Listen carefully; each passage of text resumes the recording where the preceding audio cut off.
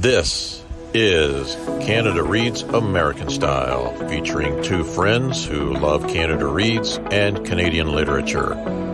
Welcome our host Rebecca from Michigan and Tara from Ontario. Hi everyone, it is Rebecca and Tara. And as you might remember, a little while ago, we met up in Sarnia, Ontario at the Bookkeeper, which is a wonderful independent bookstore just across the border from Michigan. And we got to talk with Anne and Laura, who work there. And we said to them, would you like to be on the podcast? And they both said yes. So today we have Anne from the Bookkeeper. She has been there just under 2 years. And, you know, she told me something that we're going to have to ask her about because I don't even know what I know what it means, but I don't know what this is exactly. She said she likes books that have a Spotify playlist attached to them. So, first, welcome, Anne. And then can you tell us right off the bat, I want to know about the Spotify playlist. Hi, yes. Thanks so much for having me on. So the Spotify playlist, I came across it. It's in one of the books that I'm going to talk about today. Was the first one I was like, oh, that's a good idea. And then I've come across it in other books as well. And sometimes the author creates them for the books. Sometimes fans of the books go and create a Spotify playlist that goes with the book in their opinion kind of thing. And I love those as well. And I have to say one embarrassing thing after I did talk to you about that. I Googled it. I thought, well, let's look up some more. And I found one that was 110 of the top books with Spotify playlists linked to them. Wow. 103 of them are erotica. Oh. So then I was mortified that I'd said that to you. Okay, because my question was going to be, when are you listening to this? Are you listening to it while you're reading the book or like doing like chores or something? But if it's an erotica book, I kind of know what you're doing while you're listening to the play. But let's forget about the erotica books. Oh. So are you like, do you listen to the playlist while you're doing something when you're not reading, but just to like kind of bring you back to the headspace of the book? Both sometimes. Okay. So like, actually, I don't know if you use Spotify or not, but at the end of the year, they do their Spotify Wrapped. Mm-hmm. This year's Spotify Wrapped, my number one played song was one that I had on repeat for the whole last probably third of one of the books that I'm going to talk about today. So as a result, it ended up as number one on my Spotify. What song? Wrapped. Can you tell us the song now, or will that spoil the book? No, it won't spoil anything. Yeah, okay. It was a song by Sleater Kinney called One More Hour. Okay. So. Interesting. And I'm not bringing an erotica book today. Okay. Dang it. Spoiler. All right. So go ahead, Anne, and let us know. So I should have mentioned at the top, which I kind of forgot. This is officially our book chat number 6, but we wanted Anne to join us because we figured she might have some really interesting titles to share since she works in a bookstore. So Anne, what's your first title you'd like to share with everybody? First one I wanted to share is it's called Last Chance Texaco, Chronicles of an American Troubadour, which is an autobiography by Rickie Lee Jones. And I wouldn't have said I was an autobiography reader before reading this one. And not because for any real reason other than I feel pretty strongly about never meet your heroes. So I kind of feel like an autobiography might wreck everything for me, my little bubble that I have of people that I love. But because I love Rickie Lee Jones's music so much, and she's just such a surprising and interesting and sneaky kind of writer and poetic, I thought, well, maybe a book written by her would be, I'd break my rule. I'd give it a go. And it didn't disappoint. It was amazing. Good. Did it cover like from her childhood up to current, or what time period did it cover? Birth till now. Oh. She lived a life in her teenage years that, she ran away from home a lot, and it was the 60s, and she ended up on the west coast of the US, traveling up and down California with folks that maybe didn't always have her best interest at heart. So then for the playlist, was there a playlist with this book, or did you just kind of... I didn't look up a playlist for this book. I did have music of hers. I go, oh, I forgot about that song. And I put it on. Or like musical influences she had. I would go, oh, I never thought of that. And I would put that on while I was listening. It drives my husband nuts. When are you going to finish that book? And then I reread it before this because I thought it was a long time ago when I read that. So I reread it before this last week, and it was driving my husband nuts again. But I do have to say, in terms of not meeting your heroes, she had a relationship with another musician who is a hero of mine, and he doesn't come off very well in this, but Tom Waits. So there's a few red flags there anyways that I kind of knew about. But at the end, I was like, oh, Rickie Lee. Oh, dear. But anyways, mostly it ended up, I didn't ruin my heroes for me. Have you read more autobiographies of musicians or memoirs of musicians as a result? I have not. Before this one, my son's going to listen to this. I'm going to feel bad about this, but my son gave me one of Lenny Kravitz, because we all bonded over loving Lenny Kravitz as one of our favorite characters in the Hunger Games. He played Cinna. Oh, yes. Yeah. So he got me that autobiography, and that one, I don't want to say anything bad. But you've said a lot. Yes, sorry. Oh, no. And now I feel bad that I didn't tell my son that. I didn't tell him that. I was like, I didn't actually end up liking it. But anyways, I just love the way Rickie Lee Jones puts a phrase together, or she just tricks you sometimes. And I just thought, okay, it's worth another go. Well, I just want to say, I don't know if you heard our podcast a while back, but I always loved Paul Newman. I read his autobiography, and now I don't like Paul Newman. So I think I agree. You have to be really careful about reading about your heroes. Yeah.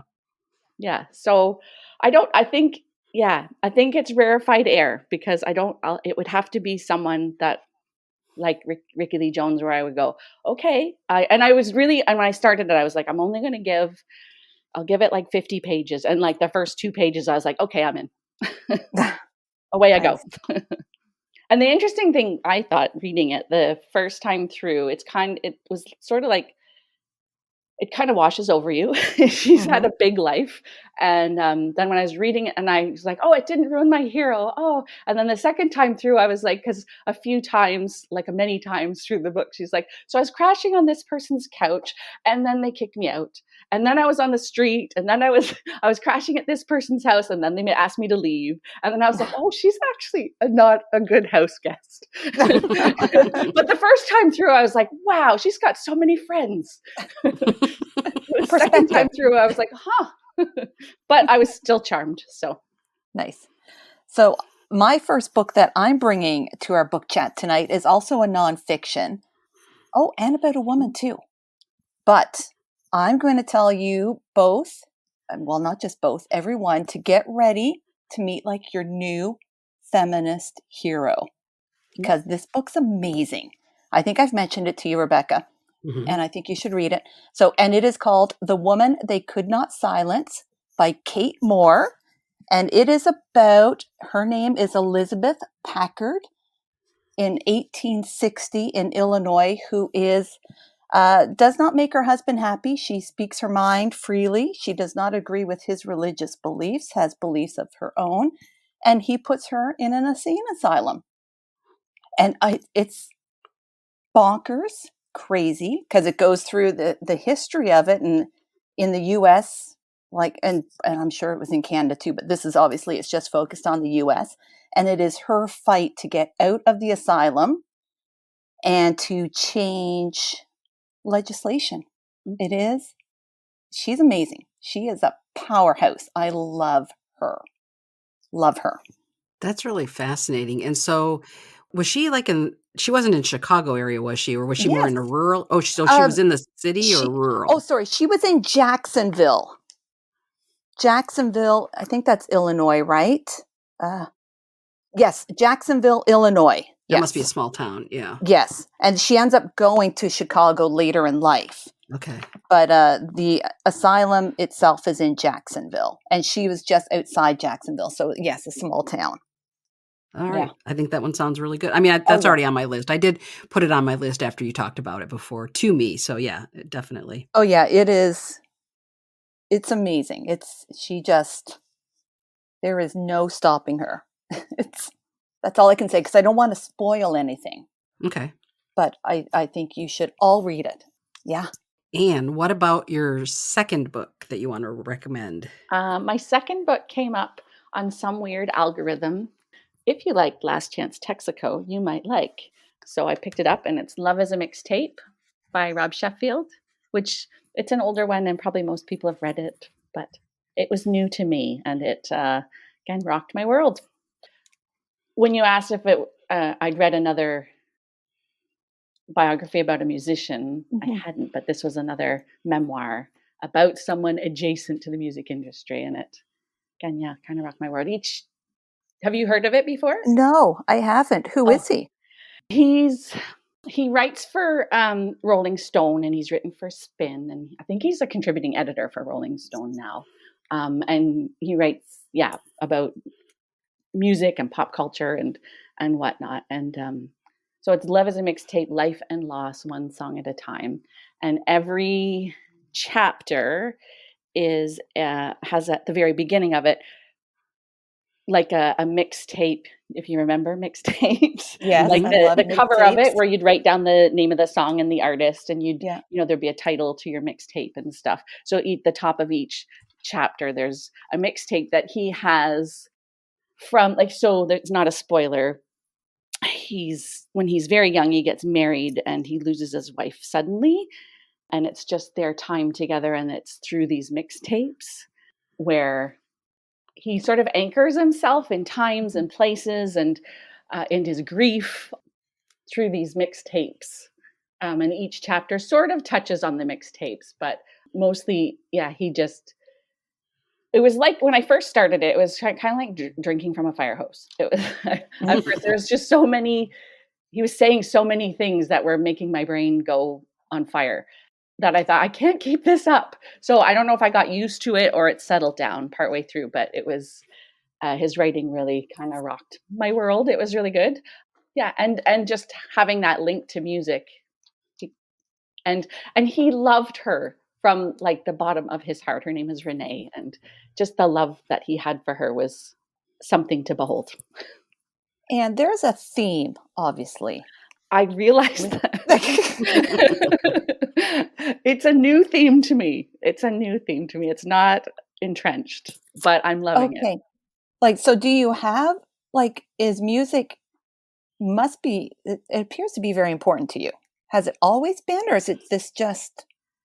I think it's always been. I was thinking about this. I had a boyfriend in high school who would be like, I was like, remember when this happened? He'd say, what was I eating? and for me, it was always like, what were we listening to? What song was on the radio when that was happening? So yeah. Very so cool. I think it's always been there. But I'd been always avoided memoirs, or I loved High Fidelity. Yeah.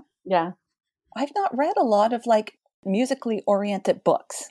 I hadn't really. Yeah. Rebecca, have you?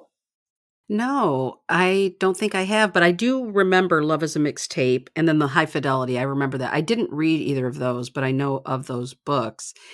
And I'm wondering, are you mostly a nonfiction reader, or do you kind of read? Okay, so these kind of stood out for you. Yes. Because that's not your norm, so to speak. Yeah, not at all. Yeah.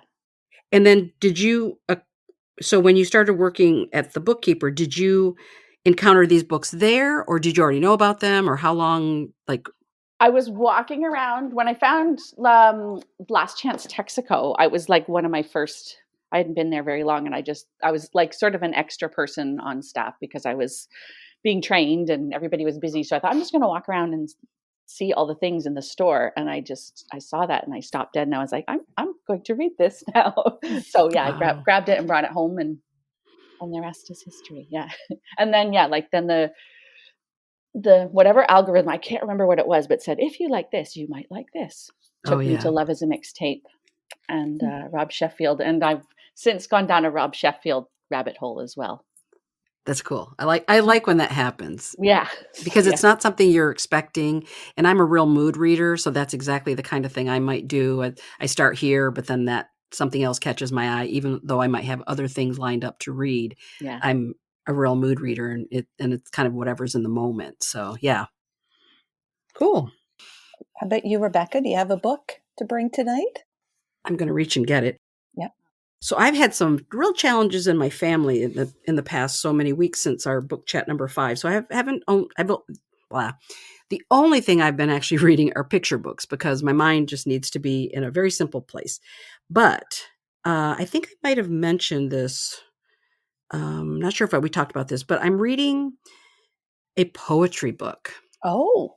Yeah. And so I read a little bit every day. I try to, read some poems, and it is Mary Oliver, and it is Devotions, the selected poems of Mary Oliver. And the reason I'm doing this is because I really do have a gap in poetry for myself. And every time somebody posts a Mary Oliver poem, like on their Instagram stories, I just almost always love them. And then I said, you know what? I think Mary Oliver is a really good person for me to start with if I'm going to try and really get into this. And it's funny because I think in the very beginning, they mentioned, and I'm going to try to get to this really quick. Sorry, we might have to edit this part out. Oh, no, I don't know. Oh, I know what it was. I read it. I just kind of Googled her, and they said something about she's like the most popular poet, like in the United States or whatever. I can't remember. And so obviously her poetry is really accessible. So I'm really enjoying it. She's very much about writing about the natural world, and she grew up in Ohio where she was, kind of grew up in an area, not overcrowded with people and buildings and that type of thing, I think. And then she lived in the New England, and she just loved, they said a lot of her poetry she wrote when she was walking. So she literally said that she would leave pencils in the trees so that when she was walking, if she had an epiphany of some sort, she could just take a pencil that she had put in a tree and write down. She always carried a little book with her, and then she would just write it down. And I thought, I just love the visual of that, of her walking around in the woods and then just finding a pencil she had planted. I love that. So so that's kind of what I'm reading right now. Nice. A little bit at a time, of course. Yeah. So yeah. I've been meaning to pick up a Mary Oliver book because I haven't read any of her stuff either. It's hard to keep on the shelf at the bookkeeper. Oh, is it? Yeah. Big seller? Especially that one. Yeah. Yeah. Everybody loves that. Yeah, I saw it at the bookkeeper when we were there, and I actually picked it up, and I was going to buy it, and then I said to myself, you already have purchased this many, so you have to put that one back. So I bought it here at home. But anyway, but I did see it there. And do you sell a lot of poetry? No, not well. It's so we all have a section that we're in charge of, and I'm in charge of poetry. Yeah. And it's the ones you'd expect that go. Mary Oliver, Rumi, there's a Margaret Atwood one, and then the classics and Instagram poets. Okay. Those are, Who's next? Is it me? Yes, I think you are. Okay. Yeah. Okay, I'm going to bring, it's called Enter the Body by Joy McCullough. And it is, actually it's poetry. Rebecca, I just kind of it's poetry and it's Shakespeare, which sounds really kind of like, but it's really good. So it is almost like a retelling of Shakespeare's most iconic heroines. So you have like Ophelia and Cordelia and Juliet, of course. And there was a new one to me, Lavinia. My Shakespeare is weak. It was not always my strong point in school, I have to admit. So Lavinia, I was not familiar with, but I searched out her story. And anyways, the premise of it is that these heroines, of course, each night they relive their trauma on the stage for an audience. And then they disappear. They're down below the stage. And it's when they're below the stage that they share their trauma with each other and their stories. And through that, they kind of reclaim their trauma. It is super cool. And it's told like narrative poetry, but it's interspersed with some conversation, short conversations between the characters, which were my favorite part, when you have like Juliet and Cordelia just yelling at each other to shut up and why would you kiss him? And so, I just, so it's a fun book, but it's also very thought provoking. I really enjoyed it. Really enjoyed it. And I want to know, was that one that was on your original TBR, or was that one that you bought in the past year? And how in the world, where did you encounter that one? Because it sounds fabulous. Yes, this one came from Penguin Random House. So I'm in this program with Penguin Random House in Canada. I think it's called Penguin Reads, and you sign up for it. And then seasonally, so 4 times a year, they send you a list of their new releases or what are going to be coming out in the upcoming season. And I can choose 3. I get to put in 3 selections. It does not guarantee that I'm going to get the books that I select, but you put it out there and you cross your fingers that you get something. And this was one that I received for this past spring, actually. I think it was just published on March 14th. So that's how I got it. Yeah. And then my other question about that is so I read a number of things because I had a Shakespeare class in high school. So we read a number of things. I don't remember all of them, obviously, but who's Lavinia? Because I don't think I know that name. Which one did she come from? Okay. I cannot remember which play it was. I apologize for that. I should have written that down for her. But she is a character who ends up, I cannot remember for what reason, but she is sexually assaulted by 2 men who are then afraid that she's going to tell on them. So they cut out her tongue and chop off her hands. Okay. Which is, which is why she's actually silent throughout the book. Like when you do get glimpses of her, it's through her actions, like where she moves and under the stage and how she may react to what the other characters are saying. But she herself does not speak. I looked it up. It was Titus Andronicus. Yeah. That was the play. Okay. Because I have never read that one. So the name was not familiar. So what a story though. Yikes. I know. I read that. I'm like, I'm glad. I don't know if I did it I took a Shakespeare class in university, which I barely passed. Sorry, Mom, but I did not do well in that class. But I don't think I read that one either. But anyways, great book. I really enjoyed it. Can you stop adding things to my to be read? Yeah. Well, same to you. Help. Oh, help. My third one. So we're all in charge of different sections. And I swapped with Laura. I had true crime and I swapped with her. She had graphic novels and manga. So I have graphic novels and manga now. And I read some graphic novels, but I'd never read any manga. So I grabbed a manga to read, and I grabbed it because of its title. It's shocking. It's I Want to Eat Your Pancreas. Okay. Yeah, which sounds like it's a horror, but it's not. It's like a YA friendship arc. Wow. Yeah, it's lovely. It's just so lovely. And I have to say, it took me forever. It's like a muscle you have to. It wasn't even atrophied. I didn't even have the muscle to read right to left. So I had to develop this skill to read that way. But anyway, so it took forever, but it was so worth it. The main character dies again, but she has a terminal illness related to her pancreas, and I guess in Chinese medicine, I'm not sure, I can't remember now, but that where you ingest something that's the same as what your illness is. So it's the first words she says to the other hero of the story. She says, "I want to eat your pancreas," and then she explains because she's got this terminal pancreatic illness. Anyways, which sounds terrible, but it's a beautiful, beautiful friendship story between this boy and girl. And he's super shy and not very outgoing, and she's exceedingly outgoing. And they get something from each other. He knows about her illness, so she can have her dark humor and bucket list and be honest with him. And she's always encouraging him to live his life. And it was just more than I expected. I expected it was going to be weird and I wasn't going to understand it. And I thought I was too old to read something like this. And I was so surprised. And it was just such a lovely book. And there's a serious twist.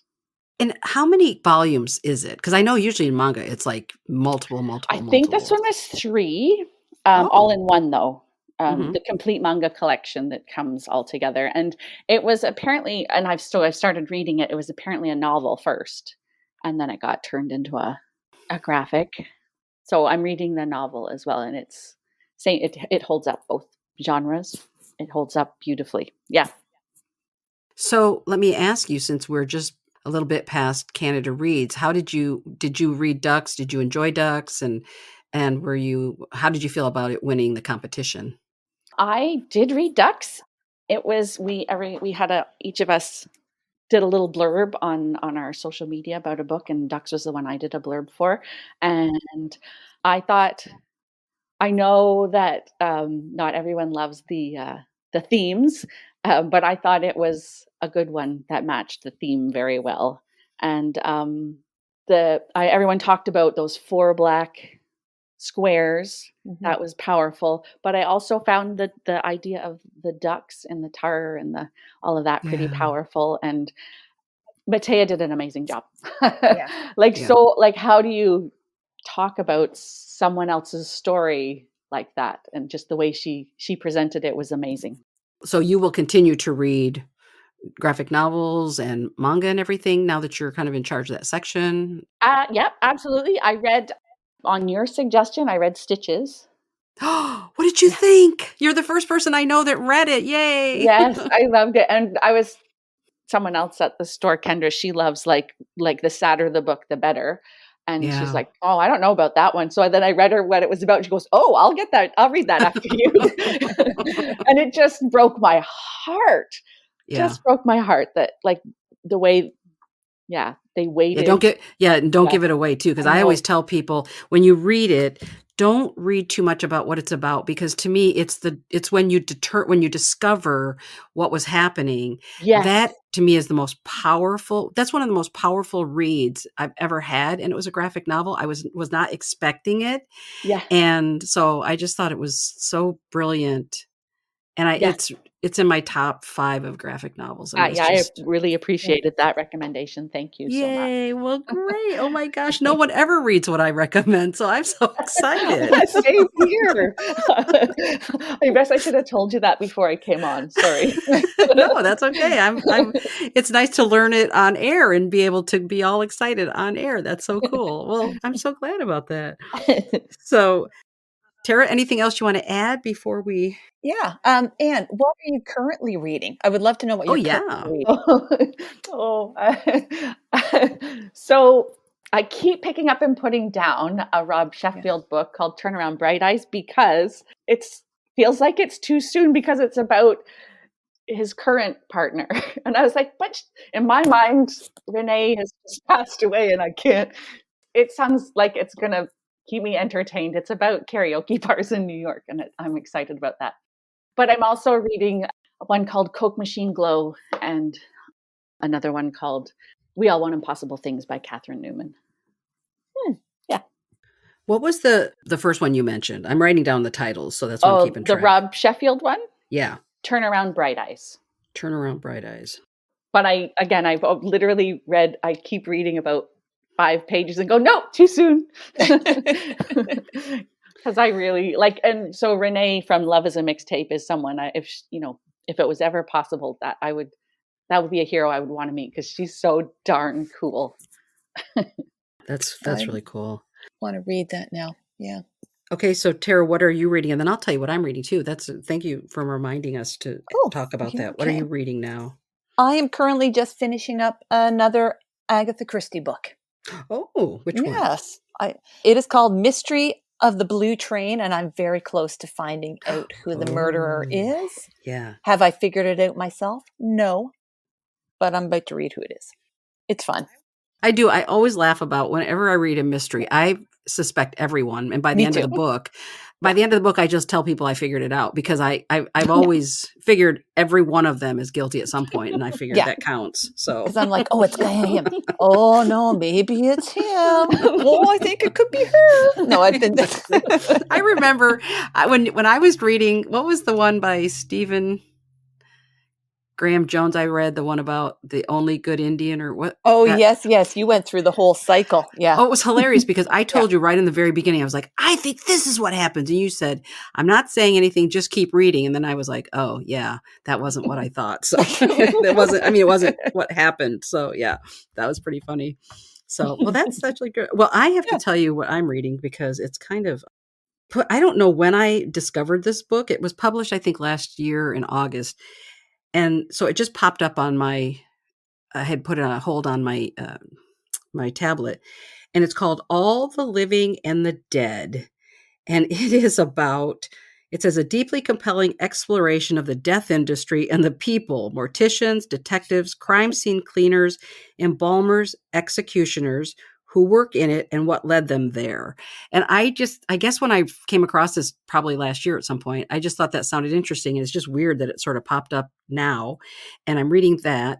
And then also today I thought, well, that's a pretty dark book that I'm reading. Mm-hmm. So I'm also starting to read just today, The Spoon Stealer, which is one it's been on my list forever. And I'm really excited to read that one. So yeah. I hope you like it. Oh, I think I will absolutely love it. And I'll just make this prediction because you kind of talked about it a little bit, but there is a story in it about Cary Grant. And when I finish this book, I will talk about my connection to The Spoon Stealer and Cary Grant in it. Yes. Yeah. So it's a pretty cool connection. So in fact, I have to reach out to the author because I'm pretty sure she stole it. Somebody else. Yeah, you told me this. This is exactly. Yeah. So I will share all of that after I finish the book. So probably our next chat. So anyway, well, Anne, thank you so much for joining us. We are so happy to have you here and talk about some books that you've really loved. And we know that, I will see you probably more or sooner, I should say, than maybe Tara. But maybe she and I will meet up again and we'll make sure it's a day when you're working. So we'll see you then. I hope so. Thank you so much. It was a good meeting. Thank you, Anne. Thank you. Thank you for joining us on our bookish journey. If you enjoyed this episode, please consider subscribing, rating, and reviewing Canada Reads American Style wherever you listen. You can connect with the podcast and Rebecca on Instagram at Canada Reads American Style, and with Tara at On a Branch Reads. Until next time, keep reading.